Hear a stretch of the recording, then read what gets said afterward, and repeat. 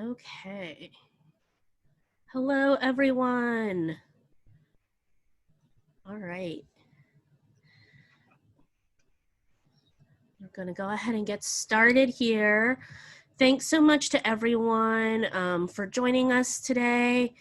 We're really excited to kick off United Against Hate Week with Julie Lythcott-Haims, and we will be introducing her shortly. And as always, we do want to thank the Library Foundation for helping us make our library events possible. And so hopefully you saw it on the screen before, but for a quick Zoom overview, we are in a webinar format, so your video and mic are not on, and anyone joining by phone would also be on mute.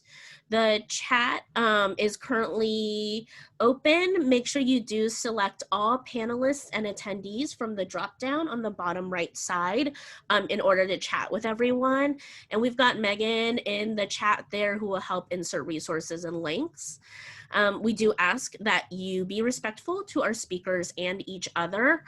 We will be moderating for that as well. And if you want to ask Julie a question, please use the Q&A function, usually on the bottom bar there. That way it doesn't get lost in the chat. And then we will go through those, and during the Q&A, we can go through whatever questions we can. And then lastly, we will be linking an event survey. We ask you to fill that out if possible, and we'll have that for you later.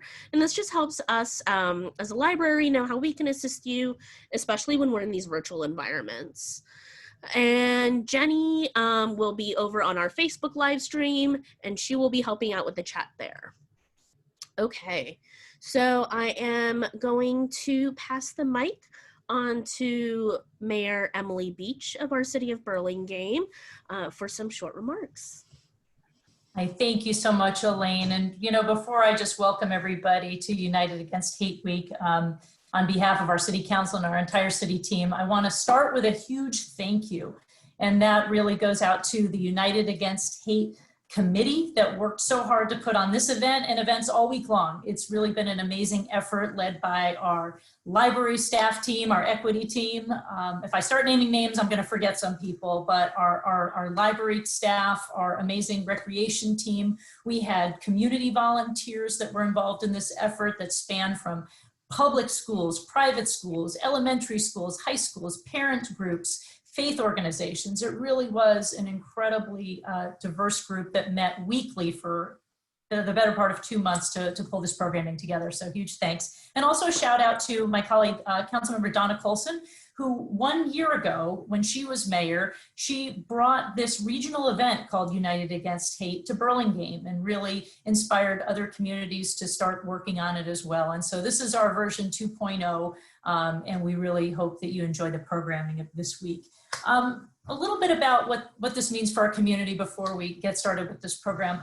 You know, this has been a really remarkable year, not only for Burlingame, but for our country. We've certainly been dealing with the pandemic and so many other things, but one of the most important things in 2020 is a huge advancement in racial justice and in that movement. And I think we've all recognized here in Burlingame that Burlingame is certainly not immune to bias, to hate crimes, unfortunately, to systemic racism, both overt and more subtle. And there's a recognition and a growing awareness in our community that we as individuals all have some responsibility. We must do better. And one of the most important ways we can do this is by engaging in local action and conversations like this as individuals, where we simply take off our armor, we engage in uncomfortable conversations. Sometimes we listen, we learn from one another, we seek understanding. And that's what United Against Hate Week is really all about. It's showing solidarity for our values, for what we believe in as a community, and taking some personal, real action to learn and grow. And so I want to thank everybody who brought us this amazing programming. I can't think of anybody, any better speaker than Julie to come and kick off the week's events. For those of you, I had the pleasure of hearing her years and years ago before I was involved in city council, there was an event with the Burlingame Parents Club when she wrote her first book about how to raise an adult. She's an amazing author. You will feel her energy and her inspiration through the Zoom channel. You are in for a real treat tonight, and Elaine's going to properly introduce her, but I just want to say a big shout out and thank you to Julie for being with us tonight. This is the first of a week-long series of events, and quite frankly, the first of, we hope, a number of events that will continue with the committee through 2021 as well. But there are events this week for teens, there's a movie, there are children's story times, there's more adult conversations that are just riveting. We hope this won't be your last United Against Hate event. So again, just in closing, thank you all so much for being a part of this tonight and for displaying those signs of solidarity in your windows, and most importantly, for your commitment to learn and to grow and to strengthen our community by engaging in this week-long series. So tell your friends, we hope we'll see you again, and thank you so much for being with us. All right, pass it back to you, Elaine, to introduce Julie properly. All right, thank you so much, Mayor Beach, and thank you really for being part of that committee and working on this with us. I will share very quickly, let's see. Oh, is it sharing the right thing? Sorry. So you can find more information about all the events on our website, and Megan will put that link in the chat as well. So we do have a movie discussion coming up. We'll be discussing Project 1619 later in the week. We have an anti-bias story time and parenting discussion, and we are going to have a community art project, and that is open already. You can definitely submit some artwork to us. So the other exciting thing that we're really excited to announce is that we want to announce our Burlingame Reads program for 2021.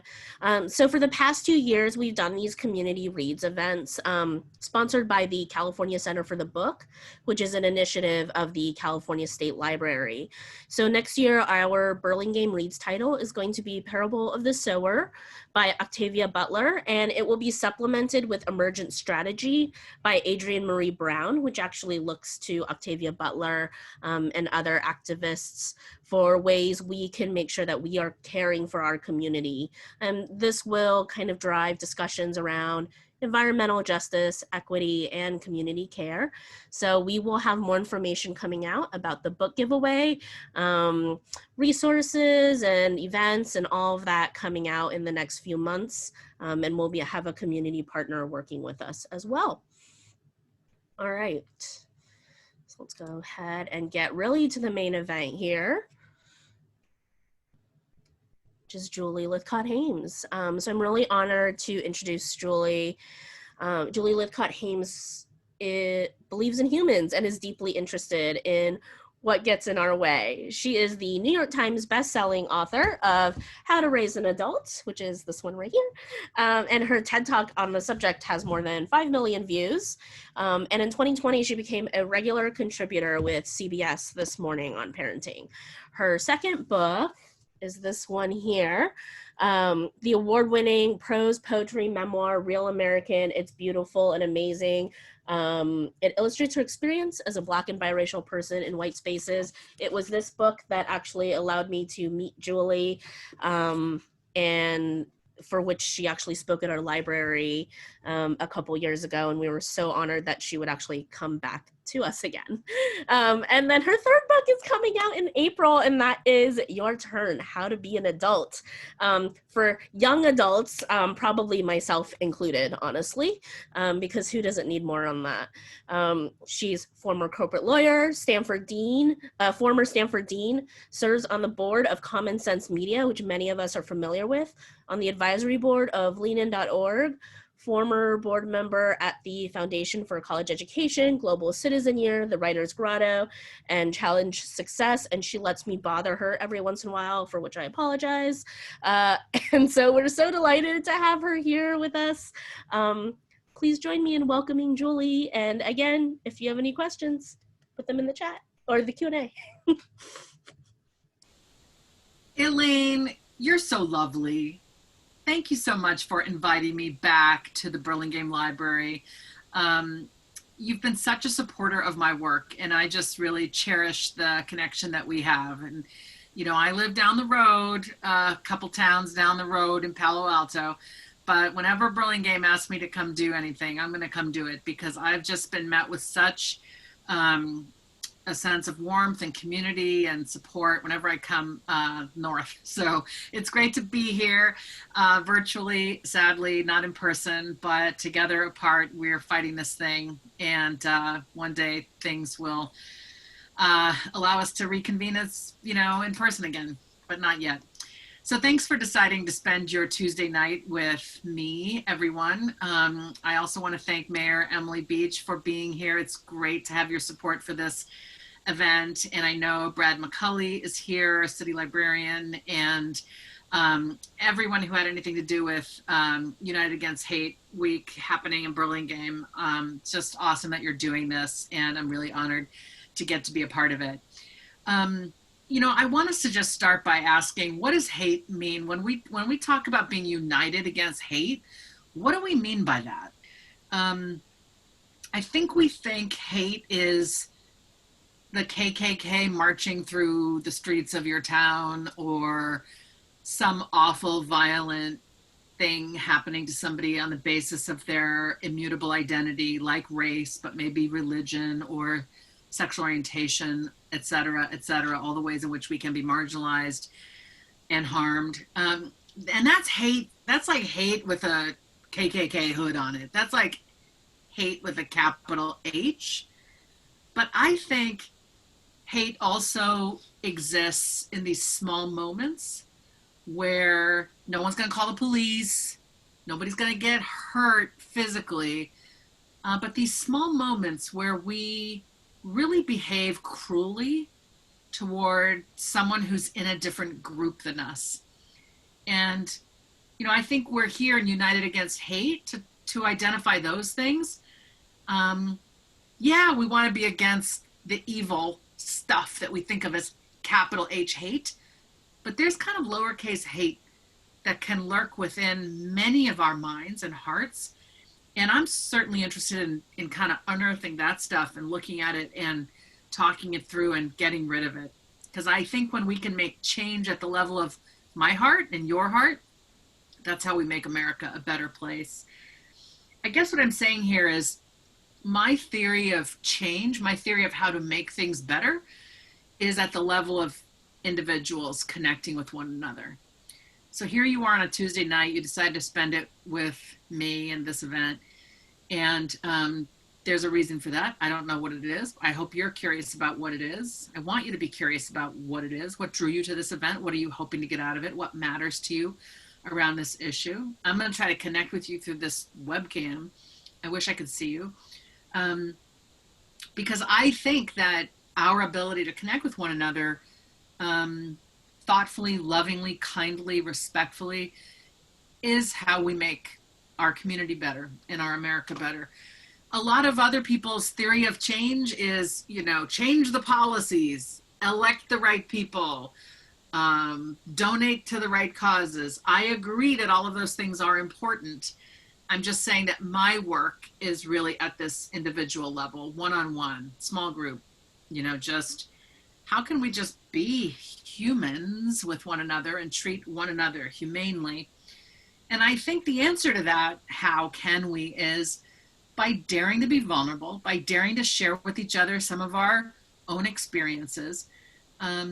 When we can dare to be vulnerable and kind of pull down the facade, the mask we always wear walking through Burlingame or Palo Alto, that sort of performative self, how we show up at work, how we show up in our friendships and our community and our relationships. Often we're wearing a mask. We're sort of being the person we think we're supposed to be, doing our best to be that person. And tonight, I'm going to just sort of pull away my mask to the extent I'm wearing one. Just pull it away so you can actually see me, this person who's had some experiences that I wrote about in a book that Elaine showed you. I'm trying to find it here on my desk. Real American, my memoir on being Black and biracial in white space. And I'm going to tell you some of my stories. And because I think in telling our stories, we can develop just a sense of respect for each other. And I don't need you to respect me any more than you respect anybody else. I just want all of us to be treated with like a baseline level of respect, what I might call dignity and kindness. I know in my heart, in my spirit, we all deserve that and we all want that. And unfortunately, we have this way of hating one another because of our differences. That means we don't treat each other that way. So I think my question is, as I work through my stories that I'm share with you, is the purpose of sharing this is for you to think maybe, is it possible that I could stop treating someone as a stereotype and instead just see them as an individual, deserving of dignity and kindness, deserving of the same dignity and kindness we each want for ourselves? So my experience as the other in America is related to my race, my ancestry. I am Black and biracial. My father was an African-American man, tall, dark, and magnificent, died many, many years ago. And he married my white British mother, who is still alive, very much alive, and a part of our lives here in Palo Alto. So these two people fell in love when it was illegal in 14 states for them to be married. And they fell in love anyway and broke the rules and had me. And as is the case with many people who are brown skinned in America, I learned pretty young that something was wrong with my daddy and something might be wrong with me. I got that message young, and I'll tell you about it. You know, there's a beautiful new book out by Isabel Wilkerson called Caste, and she's just delved into the way in which certain societies have systemically otherized categories of people. And sadly, America is not immune from that, as many of you know, and you don't need me to tell you. So we have this thing in our country, this color chart. The lighter you are, the more you are presumed to be honest, trustworthy, correct, deserving, believable. And the darker you are, the more you are regarded as suspect, criminal, violent, incapable, not smart, lazy, undeserving of opportunities, etc. We just have that. It was a system created centuries ago. And it's with us to this day. It plays out to this day. And I think that a society that's managed to put machines on Mars, humans on the moon, machines on Mars, we've decoded much of the human genome. Don't you think it's about time we could rid ourselves of this innate bias against groups of people that we're not a part of? I think we can. I think we can. And I think telling our own stories to one another and listening well is the way forward. So that's what I'm about. All right. So when I was little, I'm 53 officially as of last week now. When I was 3 or 4, we lived in New York outside of Manhattan, and Daddy was a public health physician, very prominent actually in public health. My father is a physician, my Black father is a physician, my Black grandfather is a physician, which means I'm third generation college educated Black person in America, which is kind of unusual. Gives me a lot of privilege. My grandfather was one of the first Black doctors in America. My mother has a PhD in science education, so she teaches people how to be better chemistry teachers. That's her thing.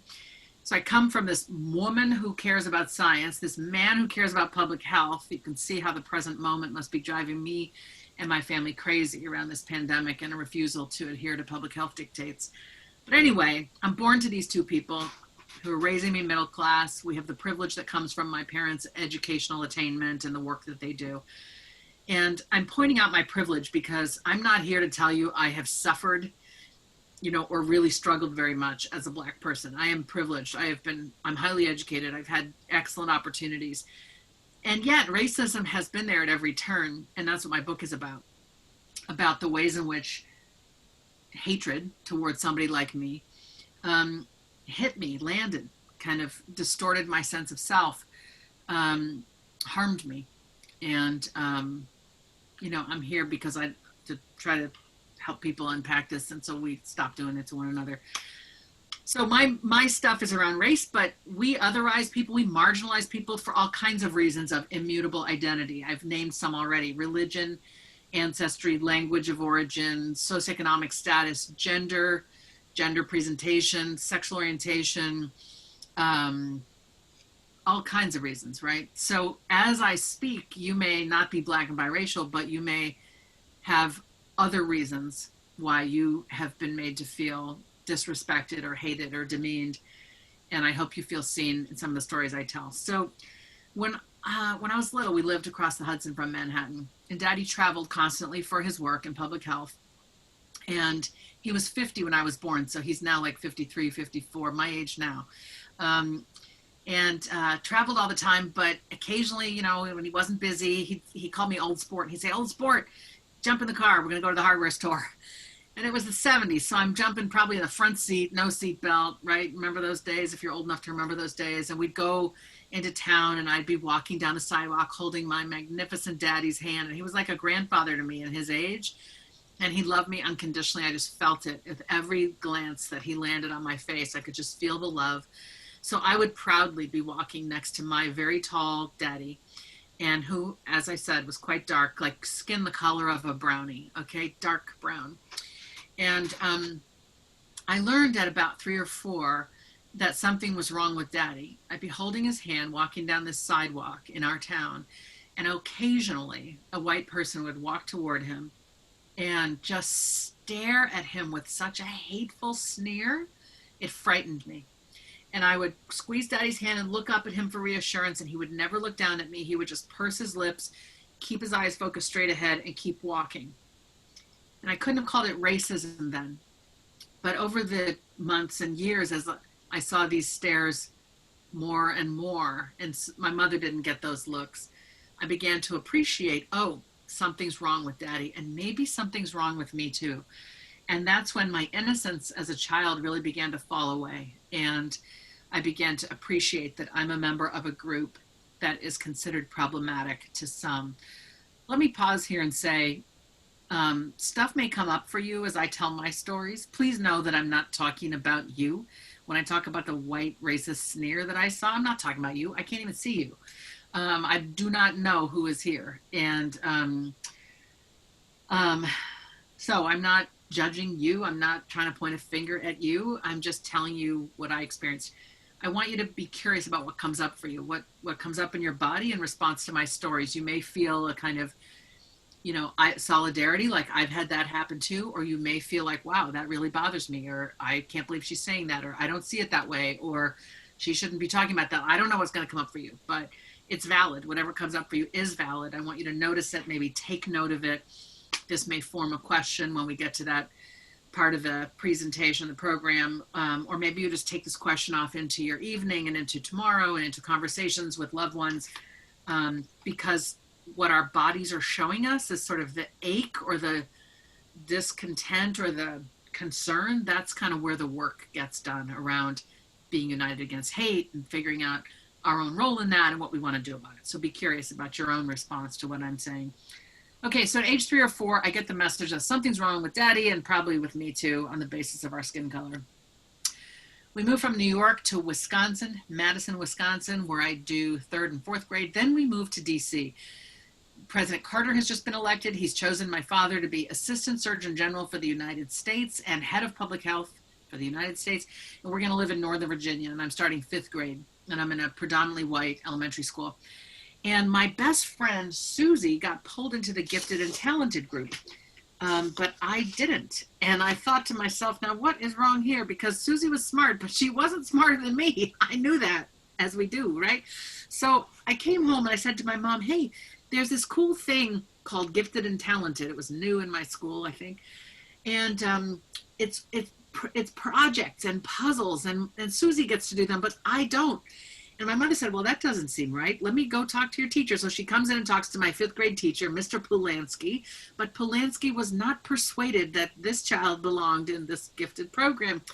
So my mother escalated to the principal, just asking, could you please at least test my child?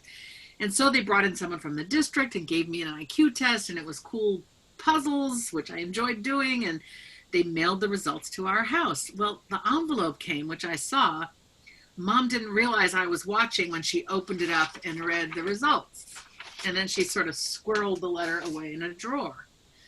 Okay, and I was put in the gifted group soon after that. And shortly after that, Mr. Polanski stood up in front of our entire 5th grade class and he goes, apparently, all it takes to be gifted is for your parent to meet with the principal. What was he doing? What was he doing? Anyone in the chat want to say? What was my teacher trying to say? I knew he was talking to me. I knew he was talking to me. I was 10 years old. And I think it's the first time that I ever sat there looking at somebody and very silently in my own mind, I said the words, F you, okay? I knew what he was doing. He was saying, you don't deserve this, kid. You don't deserve to be in the accelerated group. You're only there because your mother, you know, sort of made noise. But I knew I did belong. I knew I was capable of that level of work. So that was when I became aware, age 10, that some teachers were not going to see me for who I was, were not going to be interested in my growth and my development, and were going to, in fact, seek to kind of squash me down, age 10. Ronald Reagan beat Jimmy Carter, as some of you are old enough to recall. My father lost his job, and we moved back to Wisconsin. And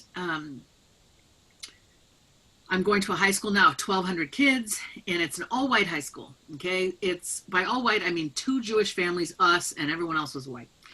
And the Jewish people were not considered white, okay? So I'm in this all-white high school, and my best friend is this girl named Diana, and I go over to her house one day, sophomore year, I'm now 15, and she's in her basement rec room watching a movie on her VCR, which is like Netflix of old. And she loved those old black and white movies from Hollywood's golden era.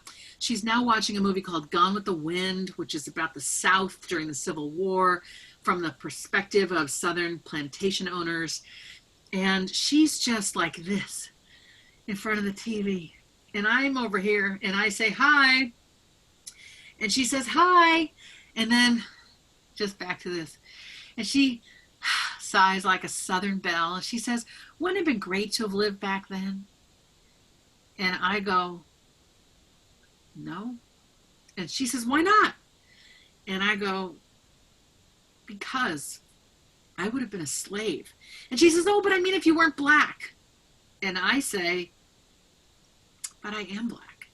And she goes, I don't think of you as black. I think of you as normal. So now I'm getting the message that don't worry, you're not like those black people who are problematic. You're normal, like us. Don't worry, you're not black, you're normal. When I was 17, I'm student body president of this all-white high school, so it wasn't all bad, right? I'm popular to an extent. I'm on the pom-pom team. I'm in an award-winning choir. I have a boyfriend, and I've been elected president of the student body.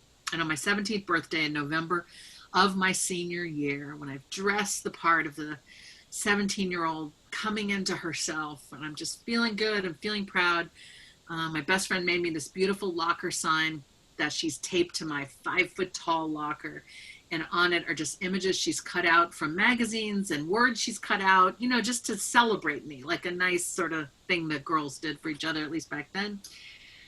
And I admire the sign when I get to school and I thank my best friend and people are saying happy birthday and I'm saying thank you. And then I stride off to my first couple of classes, just feeling really good and feeling special because it's my 17th birthday and kind of feel like I own the place because, you know, I have a lot going on at this school. And about 10:30 that morning, I think, somebody came by and wrote the N-word 3 times on my locker sign, on my birthday sign. And they spelled it wrong with only 1 G, but I knew what they meant. And I was so ashamed to be the kid that this had happened to that I didn't tell anybody. I just raced to the office and asked for a permanent marker and basically crossed out I covered the N-word in its 3 places on my birthday sign. I covered it with thick black lines. And now you have this busy sign of imagery and words and then these 3 black rectangles. and nobody seemed to notice. I never told anyone. Took the sign home, put it in my scrapbook, just cut out the rectangles covering the bad words before I put the sign in the scrapbook and shut it. And I didn't tell anybody. I was ashamed that it happened to me. There were no Black people in my school, no friends, no peers, no mentors, no teachers. And I didn't tell my best friend. I didn't tell my boyfriend. I didn't tell my parents. I didn't tell the school. I did not want to bring further shame on myself by saying, oh, hey, this happened to me. So I just sort of internalized it, and it became this really deep-seated thing. I think I spent a couple decades more from that point just trying to not be called the N-word again. I got into Stanford. Very few people left my school to go out of state for college. There were 300 of us in my class. Maybe 10 of us left the state, and I was looking to go either east or west. I came out here. But before, while I was still a senior, in April, one of my classmates, Harris, had applied to Stanford, had not gotten in. Another classmate had gotten in, so two of us had gotten in. And this kid, Harris, he and I were in the same math class, was the last period of the day. And in April, Harris's father comes in the door. The bell rings, it's the end of school. Harris's father walks in. I'm like, why is this kid's dad here? And he sits down next to me. I barely know the guy. I've seen him in passing. And he goes, Julie, you got into Stanford. And I look at Harris like, what is this about? But I go back to the dad. I say, yes. And he said, so what were your SAT scores? And I told him. And he said, well, Harris's scores were higher than that. Do you think it's fair that you got into Stanford over Harris when his scores were higher? And, Harris wasn't the student body president. Our grades were roughly the same. We were both doing well, but the intimation was that I had not earned my spot, that I had stolen my spot, or stolen Harris's spot, presumably with my Blackness. And this was sort of the narrative in the air. And I began to believe it. I began to believe the rhetoric. And when I got to Stanford and began to struggle academically, I didn't seek help. I didn't seek guidance. I just hid. I'd get a paperback that wasn't very good, and I would just crumple it up. I took a midterm, didn't do very well. I just pretended it hadn't happened. I just was sort of now waiting for the inevitable, and ended up with a 2.0 fall quarter. Freshman year, right up the street at Stanford, right down the street from you. 2.0, a B, a C, and a D. A D in communications, which I find to be very ironic at this point, given my career.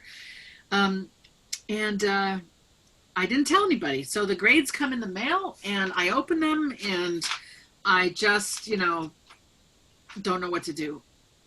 The grades came in January. In February, my parents have me on the phone. Both of them are on the phone, and they say, baby, how'd it go fall quarter?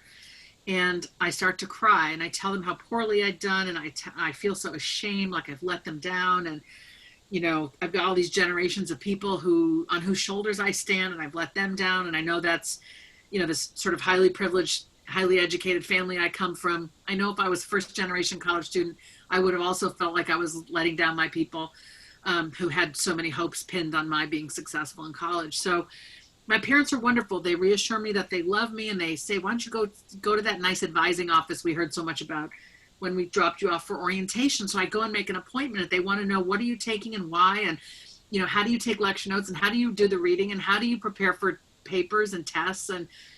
And then they sort of give me this analysis. They say, hey, kid, you've got what it takes intellectually to thrive here, but your time management needs a lot of work, and your study skills need a lot of work. And take this workshop, and let's sign you up for some coaching with this person. And, oh, by the way, why don't you take classes you love instead of classes you think you should take? Because then you'll be motivated to do all of the work, to sort of push through whatever's challenging and get it done. Loving what you study means you'll be motivated to do all the work.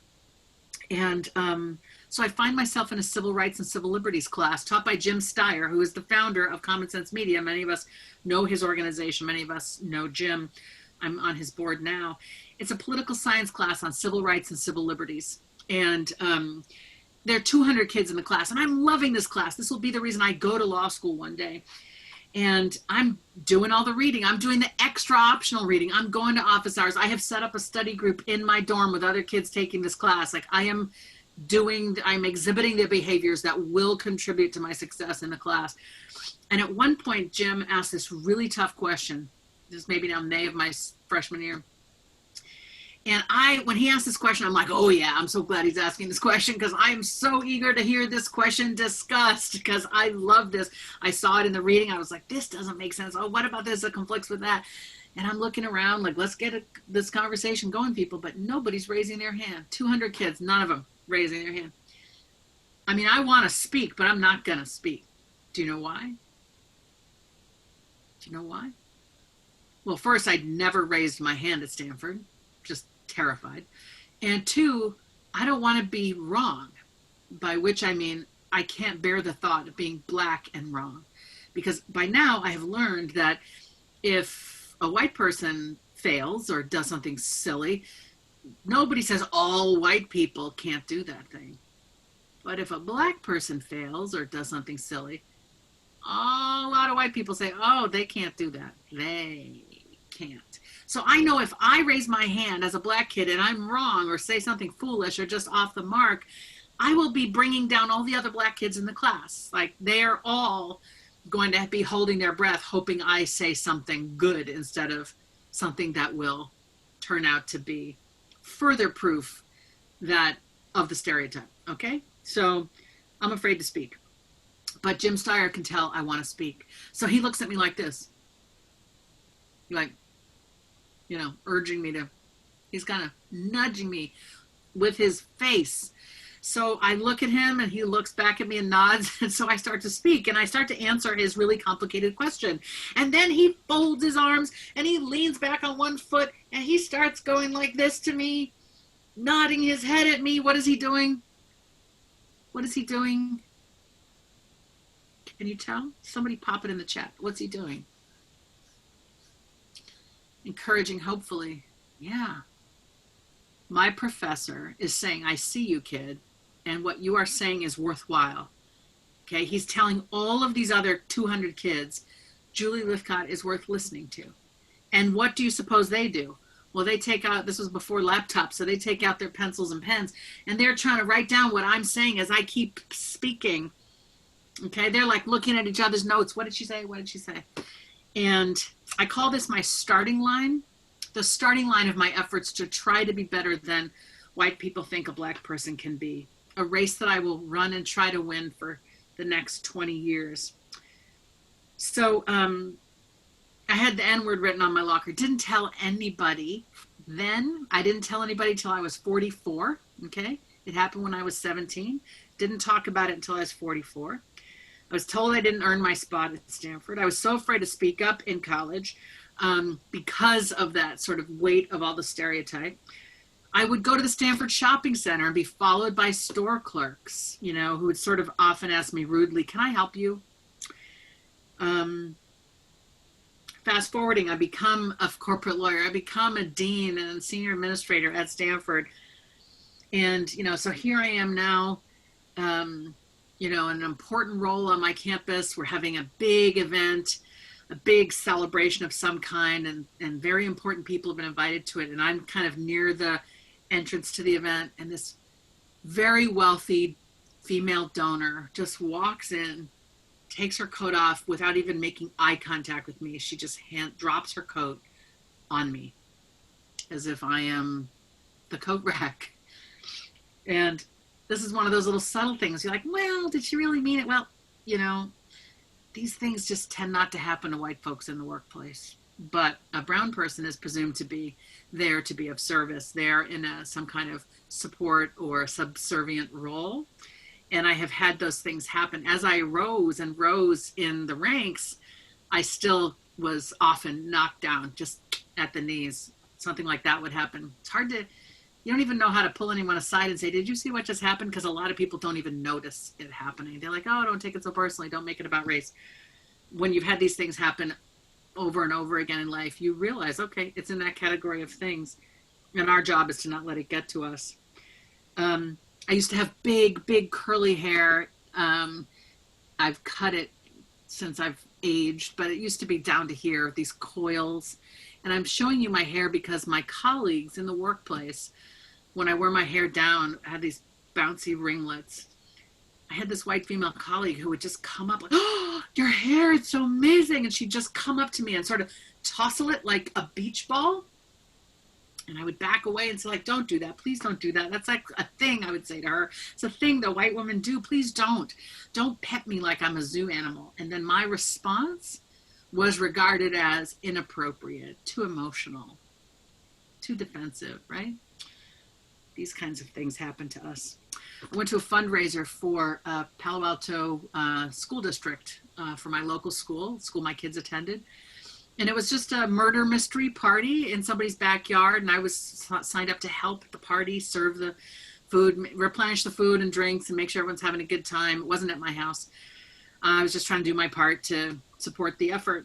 And it was a murder mystery party about athletes marooned on a desert island, and people took the parts that they were assigned very seriously, or too seriously, or overinterpreted them. One woman showed up to play an athlete. She decided to dress herself in blackface, head to toe, brown shoe polish, face, neck, everything, covered herself in brown shoe polish to play a black person in Palo Alto in 2013, I think it was.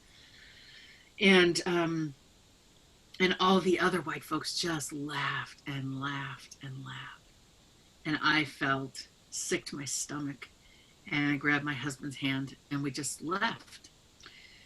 I needed to go pick something up at the house of a friend. So this is person A's house that I'm going to go to. Person A doesn't know me, but she knows person B. We have person B in common. So person B has said that Julie's going to come pick this up. So I show up at her house and she opens the door. And it's evening, it's Palo Alto, it's evening, it's dark, it might be like December, sunset's early. It's probably 6 p.m., but it's already dark. And she is so rude. Can I help you? And I'm like, hi, I'm here to, what? Yes, I'm sorry, I'm here to get the, what? Yes, hi, I say this friend, person B's name for the third time. I'm here to pick this thing up. Of course, please come in. Like, come on, lady, let's stop pretending. Just the hostility is just in my own town. Anyway, these things happen. They're tiny, but they hurt, and in the aggregate they can make you just feel lesser as a human being. My magnificent father, I remember him being, entering a New York apartment building that had a doorman for a party. My husband, who's a white Jewish guy, his parents live in New York. His parents were having a party in their apartment in New York, and my then boyfriend, now husband, and I and my father were coming to this party. My father's, remember, the tall, dark, magnificent black man. And there are people ahead of us, and I watch the doorman just let these white groups go, and then we step up, and he puts his hand up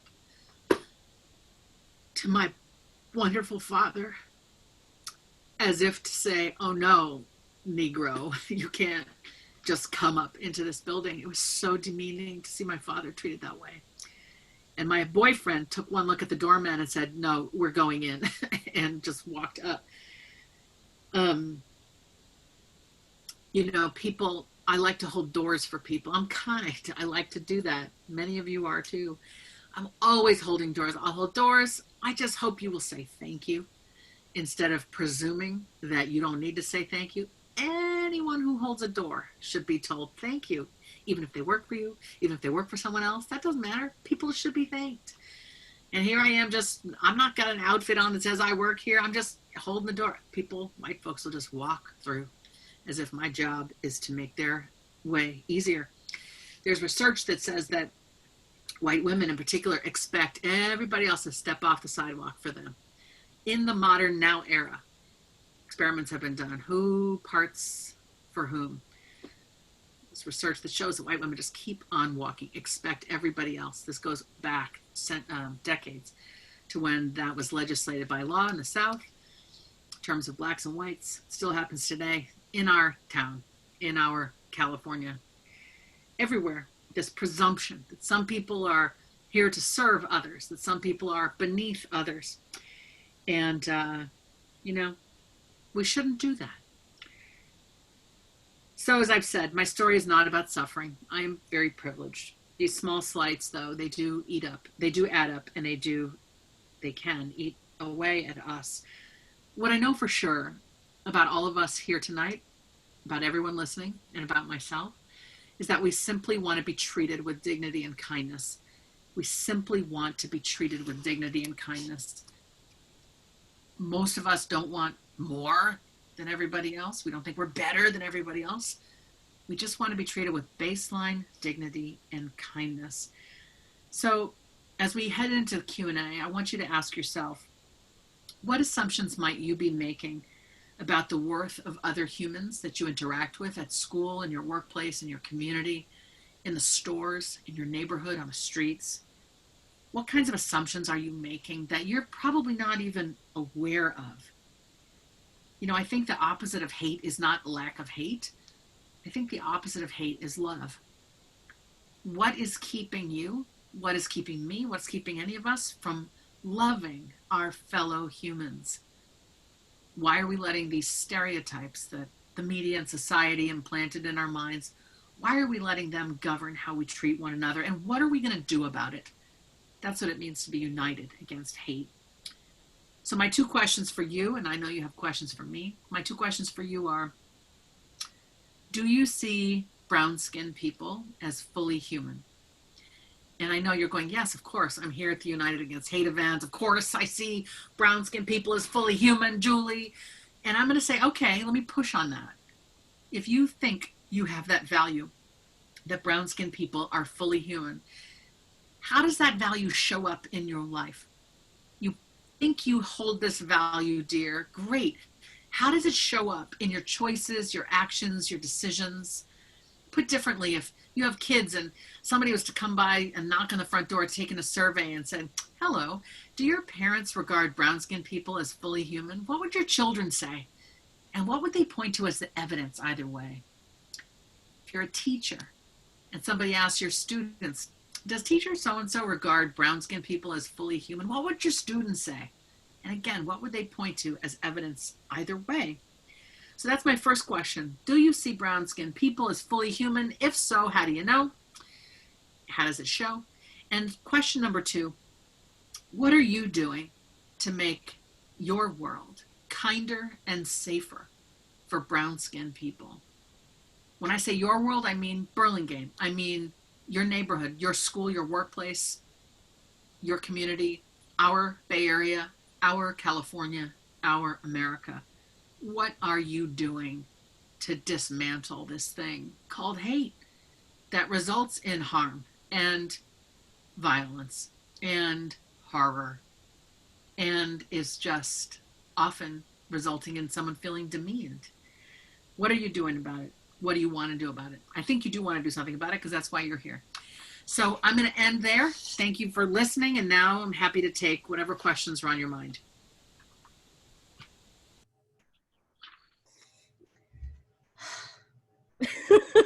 Thank you so much, Julie. Listening to you always makes me emotional. And then I know a number of these stories are in the memoir, so I really encourage people to read it if you can, because the writing's also beautiful. Thank you. Well, first off, how are you doing? I'm trying not to ignore the fact we're in a pandemic. Yeah, I've been taking it very seriously since March 10th. I have asthma and pre-diabetes, and so I've never taken those two things more seriously than I have in the last 9 months.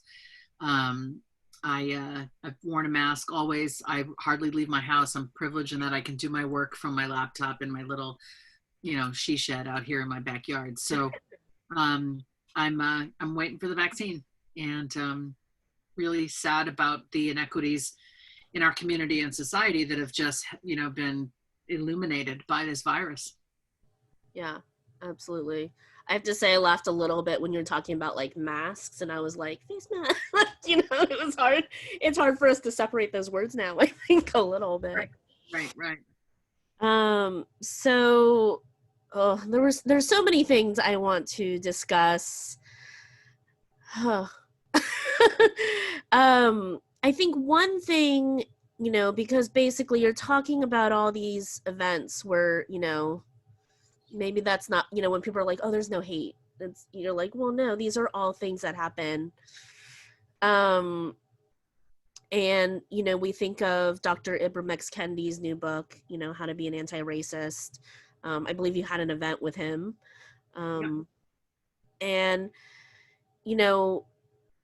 what would you tell people who are, thinking about those when they're talking about, no, I'm not racist. No, I'm, that's something different. That's kind of like H capital, hate capital H, Yeah. like we were saying in the beginning. Yeah. Do you have, I guess, suggestions on addressing that concept and that confusion for people? Yeah, I'm sorry for turning around, but I see you're grabbing books. my race books are kind of over here, so I just wanted to, my memoir stuff is over here, and fiction is way over there. I've got my own little library system going on here. Yeah, I saw the Post-its. I was like, is that like a catalog? Yeah, exactly. Anyway, I want to recommend some books in no particular order. Actually, there's one more. If I can find it, la la la la la. There it is. So our very own Dr. Jennifer Eberhardt, who's a Stanford professor, lives on the peninsula. She wrote Biased, and this just illustrates her research about implicit bias or unconscious bias. These are the biases baked into all of us by dint of living in this society. You should not feel bad that you're biased. We're all biased against certain people because of what we've been taught by our families, by the media, by just what's in the air. Okay, don't feel bad that you're biased. I'm biased, okay? I'm biased, you're biased. We're all biased, okay? I was biased against my own people. I was taught that we were problematic and I loathed myself. I mean, this is a quick summary of my book, but I did the work to examine that bias and just chase it away.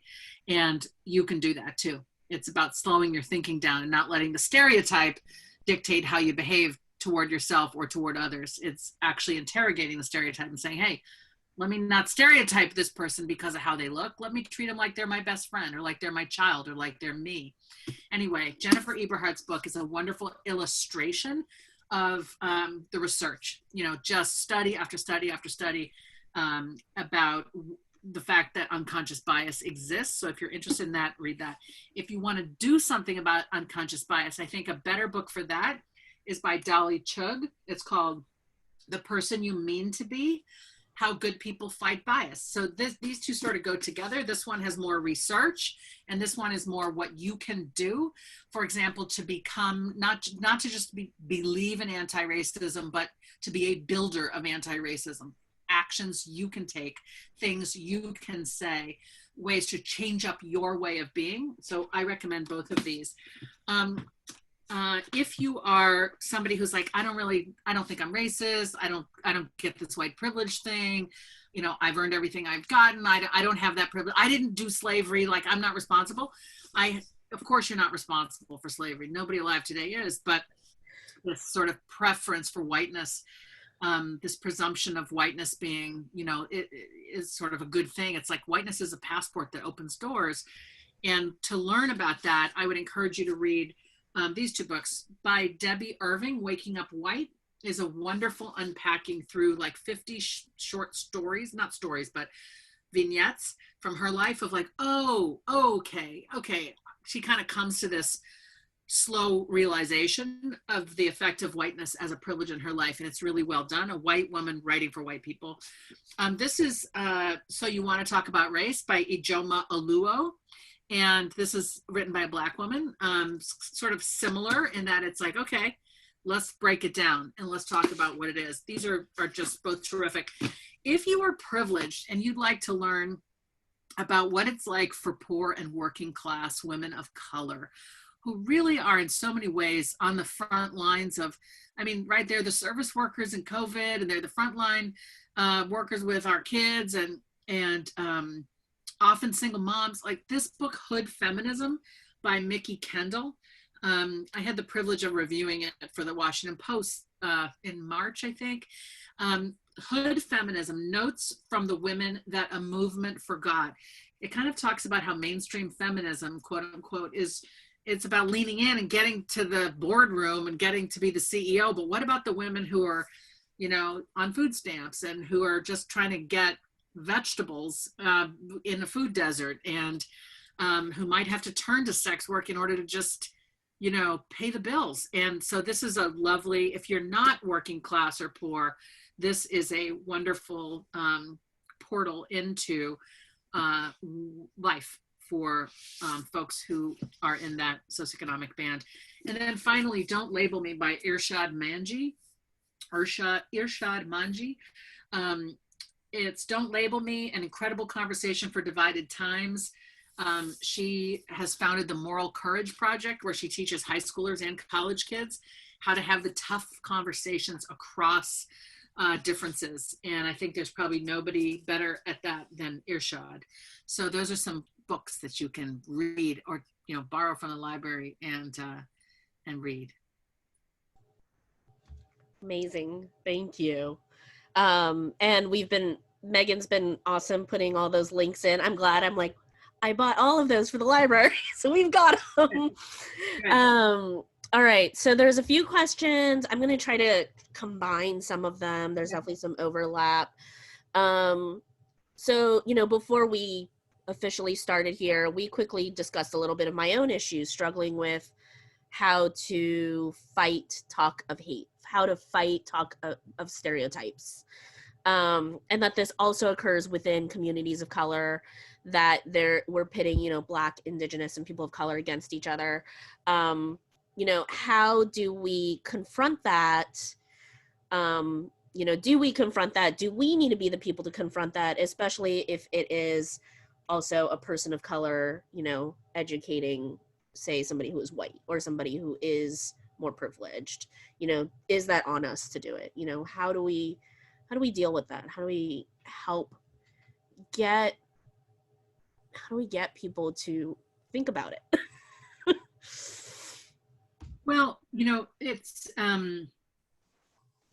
it can be a lot of work. If you're in a conversation in the workplace, you have a set of dynamics. If it's out on the street at the bus stop, you don't know these people, it's a different type of dynamic. If it's relatives at Thanksgiving, it's a different dynamic. And I think first and foremost, we each must ask ourselves, how am I feeling right now? I'm feeling disturbed by this. I'm feeling uncomfortable. I think I need to do something. Do I feel safe?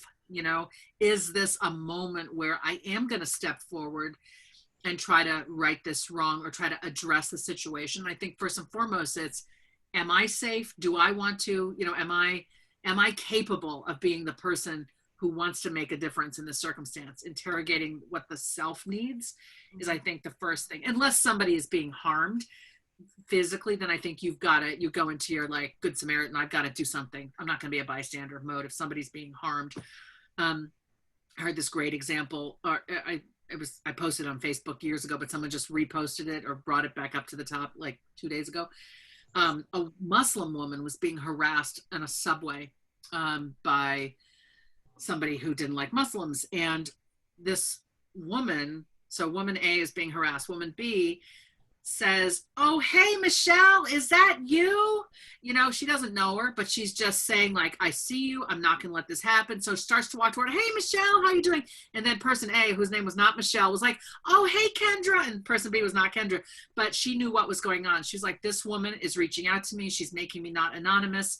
This heckler who's hating on me because I'm Muslim, now this heckler thinks there's a friend here. And basically a fake friendship was created to protect this woman on the subway. And I just think that's such a beautiful example of how powerful and creative we can be when we're trying to help somebody out of a scary situation. When it's family, it's not scary. Nobody's being, physically harmed at Thanksgiving, hopefully, but Aunt so-and-so or Mama so-and-so or Uncle this or niece that, they say things. You got to take a deep breath and say okay, what am I capable of doing here? And I think, when your family member is talking about them, the blacks, the Koreans, right, the Muslims, the Jews, whatever it is,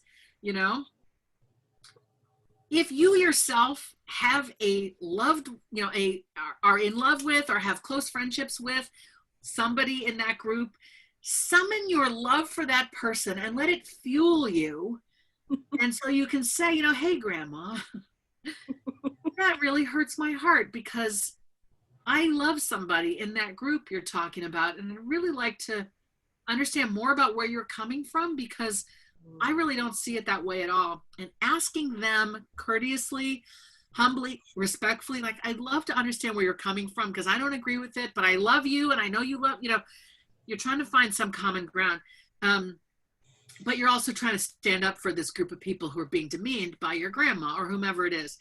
And I'm just suggesting that summoning that picture in your mind of that person you love who would be in tears right now if they could hear what your family member is saying. You're trying to be an ally, an advocate for that person and the entire community's right not to be demeaned. Mm-hmm. It takes bravery, I think is what I'm circling around to. It takes bravery, y'all. It takes guts. This isn't easy to undo or to countermand hate, but it's necessary because these comments that go unchecked, they just flourish. But maybe that person leaves, you've had the courage to stand up to them. If you go at them, they're just going to come back at you the same. But if you come with like calmness and kindness and say, I love you and I don't agree with this, but I love you. So I want to know more about where you're coming from. You're showing them some respect. They're more likely to listen to you when it's your turn. Maybe you can get somewhere. So it's sort of this slow work of daring to have these difficult conversations with people, whether they're family or strangers or everything in between. Brad McCulley, our city librarian, has asked, how do we as a community reach the people who are not here tonight, the people who don't see any problem? How do we start this conversation with them? I would say, don't just call people up and say, hey, we need to talk about race, but when the moment arises, don't shrink from it.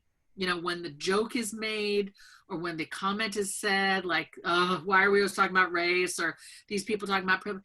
If they're people, if they're colleagues, if they're people in your town, to just sort of summon your bravery and say, Joe, or whatever the person's name is, I'd love to just sit down with you and talk more about some of this stuff because I'm interested in your perspective. You've got to say that. You got to try to mean it. I'm interested in your perspective. It helps if you really do mean it.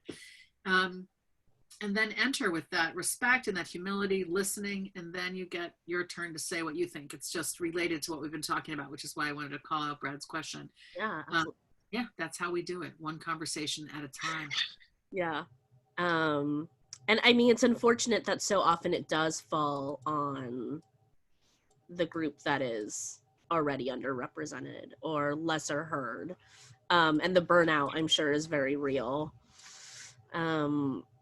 So another question from Reiko.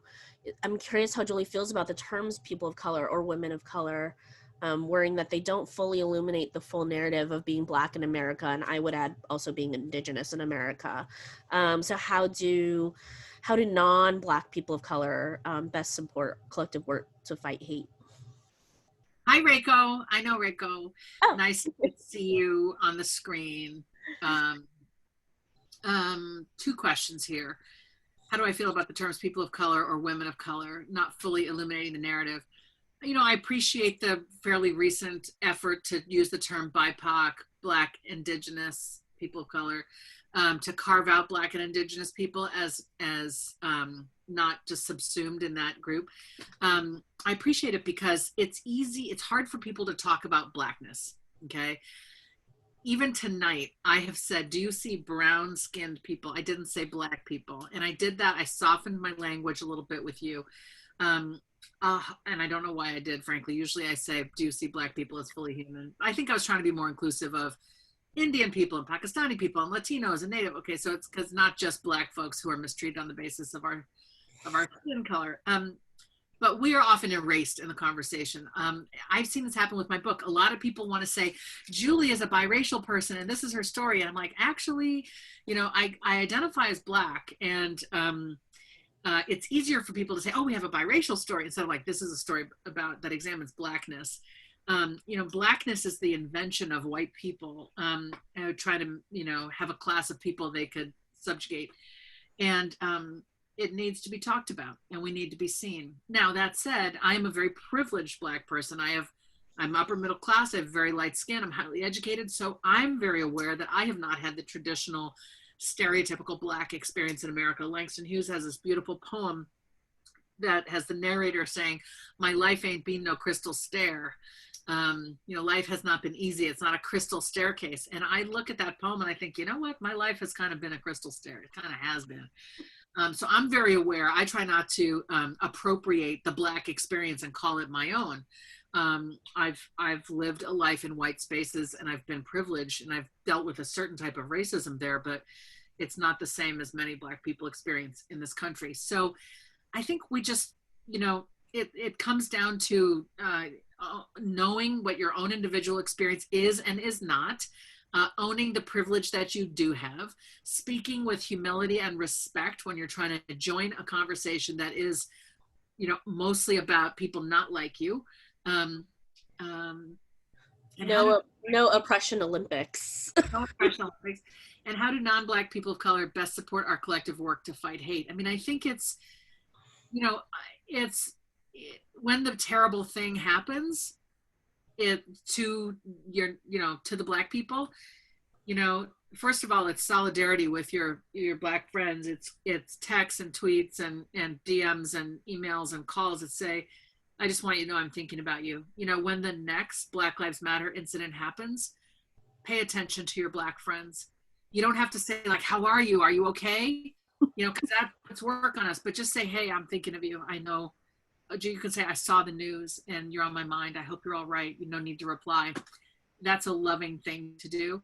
And then using your voice to stand up in your community, like this just happened in the Black community. I am not okay with this. As a Japanese American, I know what it's like to be mistreated. My ancestors were interred. Use your position of solidarity. Don't appropriate, like, I know what it's like to be Black, but like, I know what it's like to be maligned and mistreated.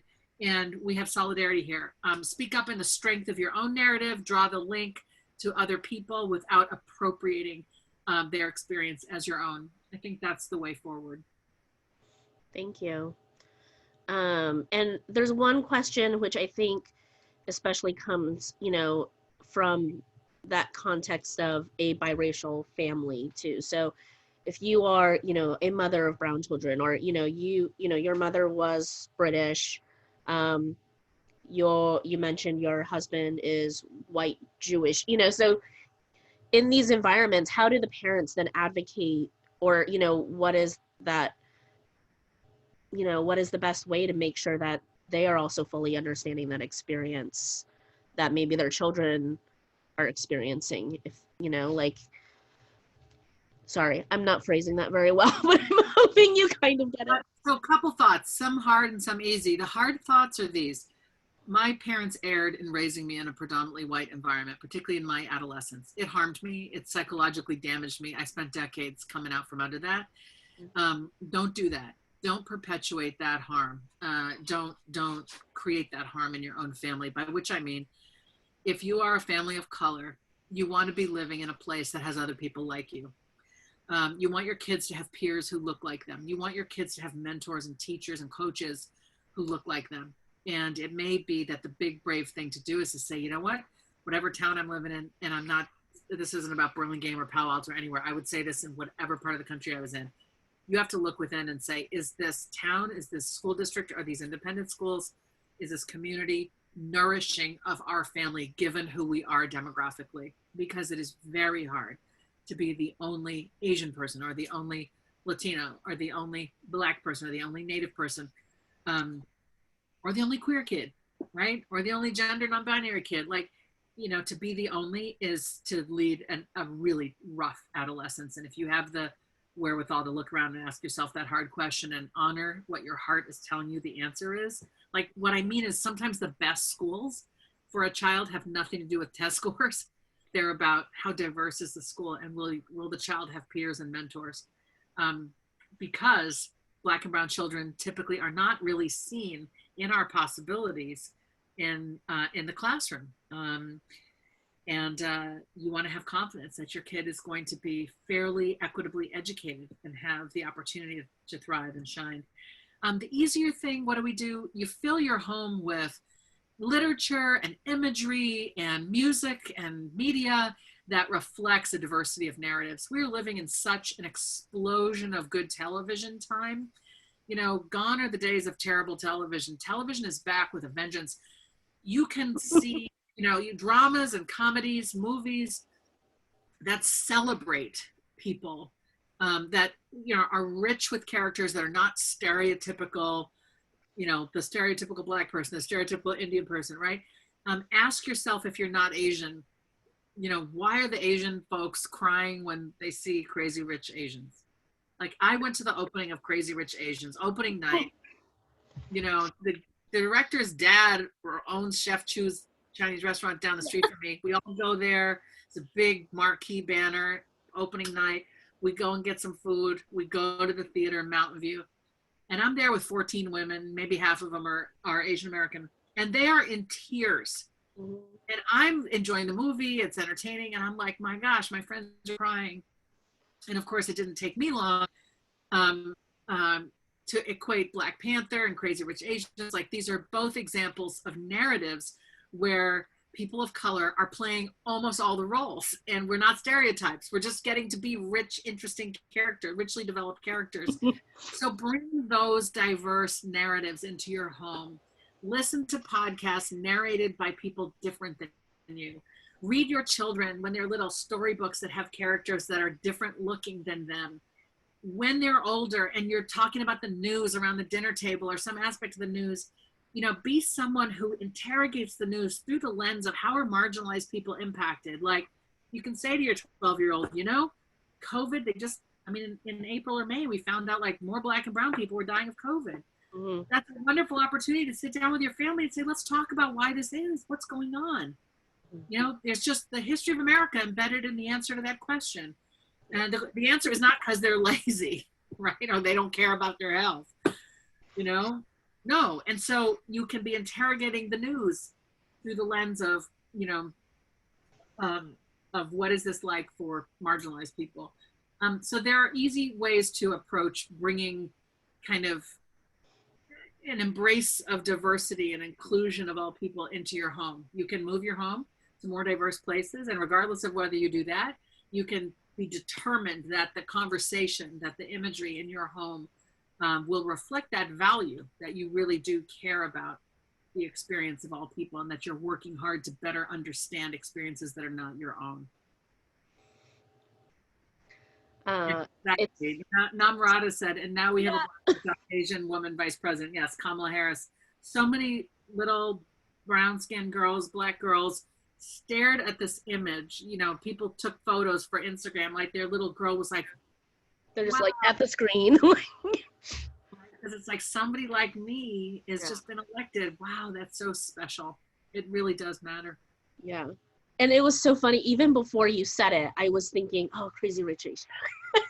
That was me tearing up. I was like, it was a rom-com. It was cool, you know, like the imagery was great, you know, but it was looking up and being like, oh my God.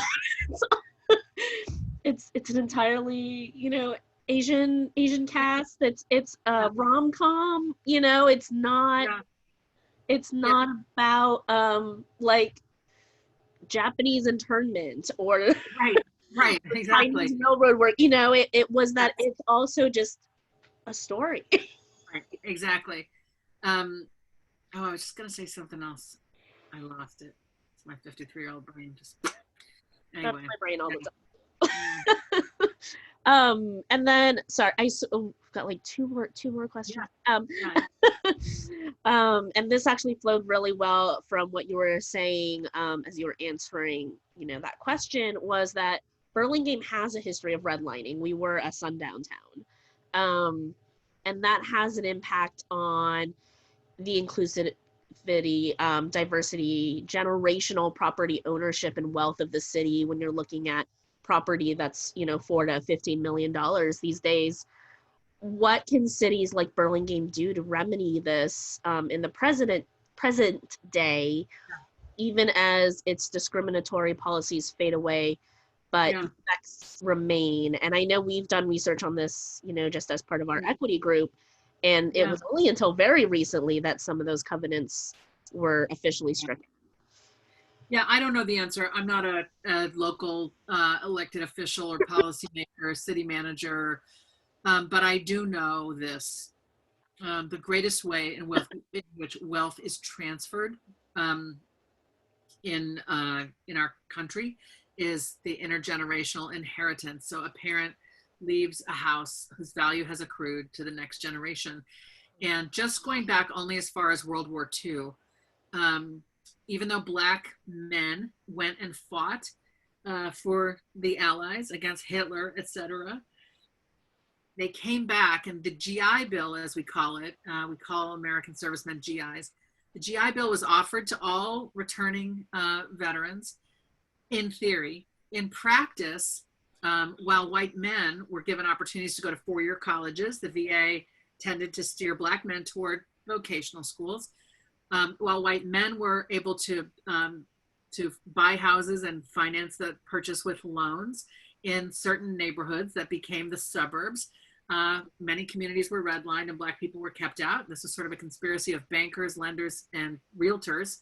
And so we were kept out of neighborhoods. And the neighborhoods we did live in, they said, oh, a Black family's moving in. And so all the people left. And all the white people left. That's called white flight, and it became a Black neighborhood, and it never appreciated in value because of racism.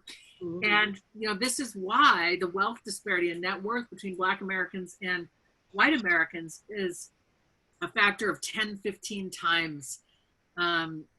It's just horrendous. And so what do you do about it? I mean, reparations of some kind are owed to people who are the descendants of African slaves. I do believe that. And I don't know how you begin to do that. I don't know how Burlingame begins to address that or redress that. But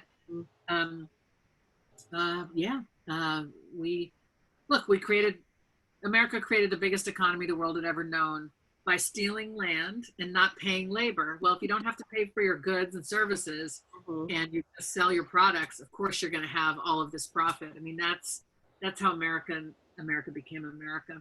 And we've never atoned for those things. And it's high time we did. And I think we'll never be healed, and we'll never be whole, and we'll never be the America that we purport to be in our written ideals of ourselves until we do that truth and reconciliation work. And one final thought. I know Mayor Beach is back on, so she's going to wrap things up. But since we are... I think she probably has thoughts on that. we are a library here. And I just want to say one more thing about the embedded supremacy of whiteness. I think it's Debbie Irving who writes about whiteness being a tailwind that pushes you along. And no one can see it because wind is invisible, but it's just sort of pushing you along, and people of color face a headwind. So it looks like they're not as capable. They're not trying hard enough because they're like, you can't see the headwind in their faces, as you sort of race by with your tailwind. So noticing the privileges that attend whiteness is important. And one way it shows up is on the printed page. Too many very well-known novelists and memoirists write stories where they say, character A awoke one morning, stretched her arms and greeted the sun hit her in the face, and she went downstairs and said hello to the doorman and walked out. She needed a cup of coffee, and she saw a mother with twins and the toddlers screaming in their strollers, and she walked into the coffee shop where the barista snapped her gum at her and the sun shone on her ebony skin. I'm making this up, terrible writing, but my point is, we don't know the race or the skin color of character A, B, C, but we finally get the brown person who's the barista, and we get her skin color. This is what white writers do. They think we all know if I don't mention race, it's white, okay? White is normal. I only have to mention race if it's a non-normal, non-white person. It's embedded in our literature as Americans and as English speakers Okay? Notice it. Ask yourself, why are we only referencing race when it's somebody who's not white? You know, if you're gonna say, well, I was having this conversation with, this Asian person. Okay. I was having this conversation with Joe, who's Asian, and Jeff, who's, you don't mention Jeff's race. I'm going to be the person like, and Jeff is what? Oh, Jeff is white, right? Whiteness lurks is it's like, oh, it's unspoken. Everyone normal is white. We only mention race, or we only mention these other characteristics if it's not normal. It's time for us to stop saying whiteness is normal. We all matter. We're all deserving of dignity and kindness. Nobody is inherently better. No one is inherently the norm. And if that ever was true, it sure as heck isn't true anymore in our beloved California, where we are just this most amazing melange of humans of every possible iteration. And we need to start treating each other as individuals, not lumping each other into groups and stereotypes. And we need to treat each other with dignity and kindness. All right, I'm done. Come back, man. And that bit, though, it's so insidious because I catch myself all the time, right? All the time. Do you? I do, because what did I have growing up to read? It was, it was white. I imagine Mayor Beach came on because she was like, oh, what can we do as city policy? Is that correct? And I'm so tempted to chime in that way, but I don't want to dig in. I can, but I want to say something else. I have hung on every word you said tonight, like the rest of the audience has tonight, Julie. I knew you'd be fantastic, but it was so moving and truly exceeded any expectations that I had. And I had high expectations going into this, the learning. When I think about, you just mentioned headwind and tailwind. I have to laugh as I heard your story about, and I haven't read your book yet, but I'm gonna, okay? So it's getting purchased. But I think about your life story in high school and college and parallel lives that I had with you, a little bit different. I didn't, my parents weren't as well educated or as distinguished in their careers as yours were. But what a different experience I had as class president in high school. When I went off to college at the University of Notre Dame, you were at Stanford, and I'm a couple years younger than you, but what a different experience I had as a white, blonde, blue-eyed woman, and have had my whole life. And it's just really important that we're having this moment to recognize those things. A book that I found incredibly moving. If I could make a book recommendation on the issue of real estate, The Color of the Law. I'm sure Julie's read it. It's one of the most important books, and I really hope that our United Against Hate Committee might explore that in a future library event. It's so important that we understand the history of all that, in particular in the Bay Area and here in Burlingame, absolutely. There's a lot of legacies there, but I love your comment. Just two things to thank you for, that it took, the opportunity that we all have to be allies and to support one another, and correct one another with kindness and compassion. I was recently educated by somebody who taught me about the etymology, the origins of the word grandfathering, which really has its origin in voter suppression. Yeah. Never heard that. That's a phrase we use in municipal, that you're grandfathered into this or this. And the person who brought that to my attention did it with such kindness and hey, you need to understand what this is from. I will never use that phrase again. And so there's a lot of people that are embracing these discussions that want to learn and welcome education and kindness and understanding. So, and I loved your idea of we here tonight want to be builders of anti-racism, and you've given us a lot of tools to think about. So thank you so much for being a part of this. And I don't mean to take away from Elaine's wrap up, but just on behalf of the entire community, the council, the staff, thank you for being with us tonight. It was truly, truly awesome. I'm honored to have been here. Thank you so much. Appreciate it. Thank you, Mayor Beach. And yes, I was thinking of The Color of Law too, by Richard Rothstein. He's a Haas Fellow up at Berkeley, I believe. So would love to have him at the library. Don't know how successful I'd be, but I know he did an event in San Mateo maybe a year ago or so that I did attend, and it was definitely illuminating. So I guess the last thing, I'm curious if you have thoughts on this, Julie.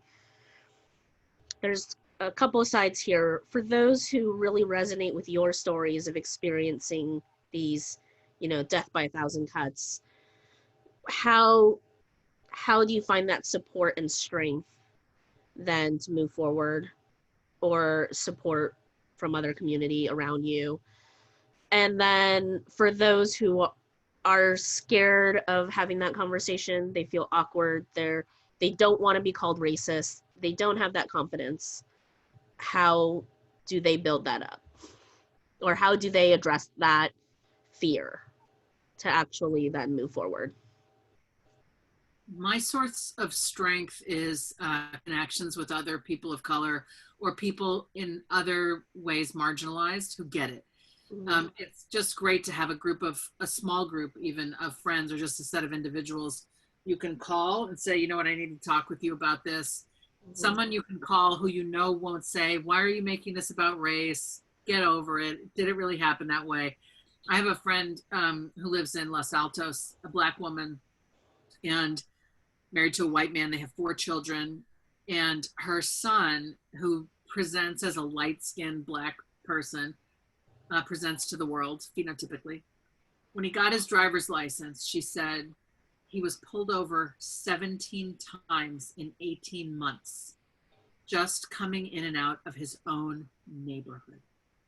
And if your heart isn't weeping a little bit right now, I want you to ask yourself why. Ask yourself, if you can, what is that doing to that child? Time and time and time and time again. First of all, just the presumption of you don't belong here. Second of all, with the fear of what might happen to me at the hands of these police, am I going to get a good cop? I hope so. Am I going to get that one bad cop, All right. If you don't have to worry about your child when they get their driver's license, if all you're worried about is they might be in a crash and not this kind of stuff I'm talking about, that's privilege, and count yourself fortunate. Okay. My friend Tony, who's the mom here, if something goes down and I need to call someone, I'll call Tony. Tony's not going to say, Julie, you're overreacting. Oh, Julie, right? She's just going to be like, I'm here for you. I get it. Being able to be in community with people who just have had that experience or a similar enough experience, so you can be validated in the story you tell, supported, nourished. They sort of pull you back up to your feet, and then you just keep going. Which is why I made the point about move to a place, go to a school where you can have that critical mass. This is what affinity groups do in schools and in workplaces. They provide a set of people with whom you can let your hair down. For people who are worried about being called racist or saying the wrong thing, I think as long as you lead with humility and respect, you're largely going to be fine. Here's what I mean. If we're talking just about the Black experience, the non-Black person who's decided, oh, I want to learn, oh, I'm concerned, oh, George Floyd, oh, Amy Cooper, I need to know, what should I read? Often, if you come to us and you're like, what do I read? We're like, first of all, you're the 20th person I've heard from. I'm tired of this. Number 2, I've read this stuff all my life. I studied American history. Why are you only coming to this awareness now? It's sort of frustrating. Like, great that you're here. Where have you been in terms of your desperate need to know, And the third thing you want to say is, look, I don't have like a list of all the books for preschoolers or elementary school. Like, people have asked me, like, I need a list of children's books. Like, I write for adults. I know my own children are teenagers. Like, I don't have what you need. But you know what? I can use Google as well as you can. So why don't you go figure it out? That's a frustration. Another is, oh, Julie, we'd love for you to join our Rotary Club. I'm like, I've been living in this town for how long? You want me now? Because George Floyd was murdered and America realizes we have systemic racism? Like, that's not appealing to me. Why do I want to join your club now? Right? So the ask is off. I'm giving you advice, right? The right way to do it is, Julie, I'm with the Rotary Club. We have historically not been inclusive. And that's a problem. And we're finally beginning to interrogate why that has always been. As we have decided now it's no longer okay. We're interrogating why are we suddenly no longer okay. We're going to do a task force to unpack our history of Rotary, really get to know who we've been and why we historically have not included everyone. And we'd like to come to you and just see if you have time to, when we come up with a report, would you be willing to read it and give us feedback? If somebody came to me with that and they did that and then they said, how'd you like to join us? I'd be so much more inclined to say yes, because then I don't feel like a token. You've decided you need a Black person, you've picked me. You know, you're respecting me and what I might bring, and you're asking me for my advice, not just asking me to fill some spot you need filled. Mm-hmm. So you see how it's all about how you ask. So when you're in conversation, you know, it's a group and some Black person's like, hey, you know, the KKK is marching one town over and I'm terrified. If you're not Black or Jewish, don't say, yeah, I'm terrified too, right? You're saying like, oh, me too. No. Leave the talking stick with them. Somebody who is more likely to be targeted by the KKK is saying, I'm afraid. Don't say, oh yeah, me too. Say like, I'm so sorry. That must be so hard, you know? Do you want to say more? Let them keep talking. And then you can come after listening, humble, respectful. You can say after the folks most directly implicated or impacted have had the chance to share. In other words, don't be the first or the second or the third person to talk. Maybe the fourth. You can say, I'm doing a lot of listening. I haven't had any of these experiences, but I really am trying to better understand experiences of people the experiences of people who are not like me. So to the extent you are willing and able and interested, please know that I am all ears. I'm not asking you to do the work of educating me, but please know I'm here and I will always be here as I continue to try to do my work of coming up to speed on the various issues about which I know little. You see how there's humility and respect in that ask for more information. And some people will say, we'll appreciate it. And some people say, you know what, I don't have time for you. And some people are just going to be offended no matter what. And that's probably on them. They got to work their stuff out. If you show up with a kind heart, an open heart, and humility and respect, it'll get you pretty far in life, no matter what the issue is. And I think we should end there. It's dinner time in Burlingame, Palo Alto. I got to go in my house and eat some food. It's been great to be here. Can I show my little slide in case anyone wants to stay in touch? Yes, go for it. I'm going to share my screen. Okay, folks, if you want to stay in touch with me, please do. I love to connect with people. So here's my website, lythcott-haims.com. All my socials are the same, Lythcott-Haims. If you know how to use QR codes, you can scan this QR code right now, and it'll go to links to buy my books, which would be amazing. Your Turn How to Be an Adult, which is a manifesto on adulting for young adults, very compassionate, very frank, very blunt. Like you gotta be an adult, folks. Come on now. But it's also loving and warm. That comes out in April. If you don't know how to use a QR code, don't worry about it. And I'm going to try to get out of this. Thank you so much, Joy. So it's just amazing listening to you.